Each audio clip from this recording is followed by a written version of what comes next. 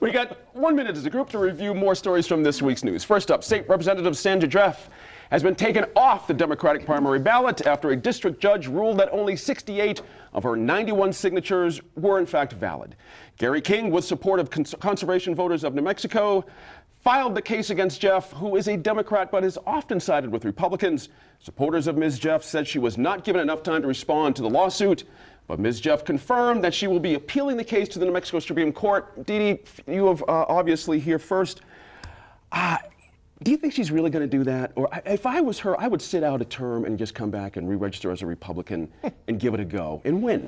You know what I mean? She's got a history of it. I'm not sure she could win in her district. I was baiting you to see if you would say that. But I think, it's minimal requirements for signatures for a House seat. Yeah. And if you don't take the time to really verify them and really go out and get them yourself, it's what did she have to have? 95? Yeah. And she didn't have those. I've been in that situation, challenging somebody who ran against me who didn't have them, and it was shocking. I mean, the excuses, oh, he doesn't live in the district now, but he's going to move in soon. Gene, I was in four of these cases. Gene, I was in four of these cases in my time in the legislature, and every time there was solid evidence and they weren't against me. It wasn't my opponent.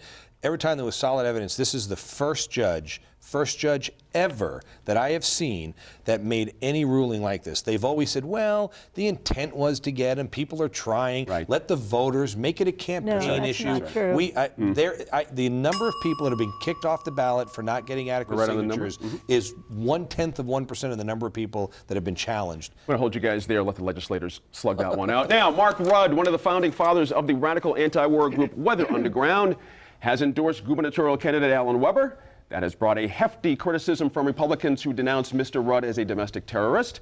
Mr. Rudd himself has thoroughly apologized and denounced his time with the Weathermen, and Mr. Weber defended Mr. Rudd, but downplayed the endorsement. I'll start with you, Dan, on this one. Why not? I'll just be very quick. Go ahead. I just think saying that what I did back then I'm sorry for, and then coming out at the same time within the last 5 years and saying our military servicemen are murderers and we should shut down Kirtland Air Force Base to stop more from going, shows you exactly the mentality this guy has. He is wrong for New Mexico. Anybody that's going to accept that endorsement, in my opinion, is completely out of touch with the average New Mexican. They're in touch with far left, mainstream, far left progressives. Julianne Hinner on that one. Gotcha. What do you think? Is it Tempest looking for a tea kettle here? What's happening? It seems to me like a bit of ancient history. I mean, we want to hold people to such a high standard for, their lifetime of behavior. And I think that this man is a teacher now. I do think that, you've got to be careful as a politician who you show off as your friends. And I'm not sure that Weber really is showing him off. I think it's an unsolicited kind of thing. If you're Mr. Weber, can you spin this around and make it work for you? Sure. I mean, you minimize it, but to all audiences, you maximize it before the ones that will help you. But so it's bad that he endorses, but it's okay that he's a professor at CNM. Right. I see. So where's that fine line as far as public acceptance? It's interesting. How about for you? I think it's already backfired.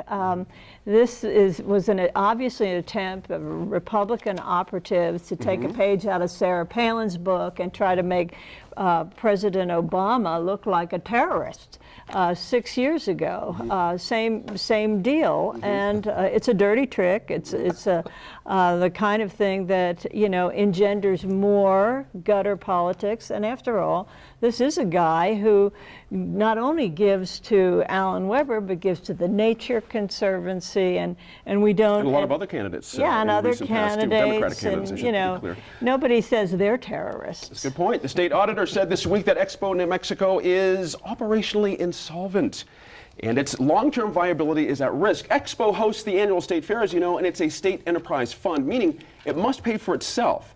Now, that's something that is apparently not done effectively over the years. However, the chief financial officer of the Expo says it's making progress. That's despite the fact that the interim GM appointed by Governor Martinez was never formally appointed by the State Fair Commission. Dee Dee, back to you on this one. Why are these issues still unresolved after all these years? Are we ever going to be able to get ahead of the curve financially in this place, or maybe we should It just doesn't consider seem like it. It doesn't right. seem like we have, we're saddled with an aging infrastructure there, and the State Fair basically has never made money, it Right. seems to me. But it did make money back during the Johnson administration when John Garcia was the state fair director. The governor moved him in, and they were successful, and then they broke the mold. All right, there you go. Julianne, what do you think? I think one of the big issues at play is that the Racino, the Downs, is supposed to be the big moneymaker. It's a big part of the sort of revenue portfolio. We know that based on some previous documents in 2011, the Downs, run by the same people, they're running it today, was late on payments. They weren't complying with the terms of the lease. And, I haven't had a chance to review the audit, this new audit, very carefully, but I'm really curious whether the Downs is holding up its end of the bargain here, and payments are being made, and how much of a part of that this problem is. Interesting. We're out of time, Dan, on that one. Sorry about that. Great, great stuff tonight. Good stuff. We'll see you on the web with some more things, so don't move your seat. As always, all of us here at New Mexico in Focus appreciate your time and your effort to stay informed and engaged. Catch up with us anytime on social media by searching New Mexico in Focus, and you can find archived interviews and bonus material from our shows on our YouTube channel and at newmexicoinfocus.org. I'm Gene Grant. We'll see you next week in Focus.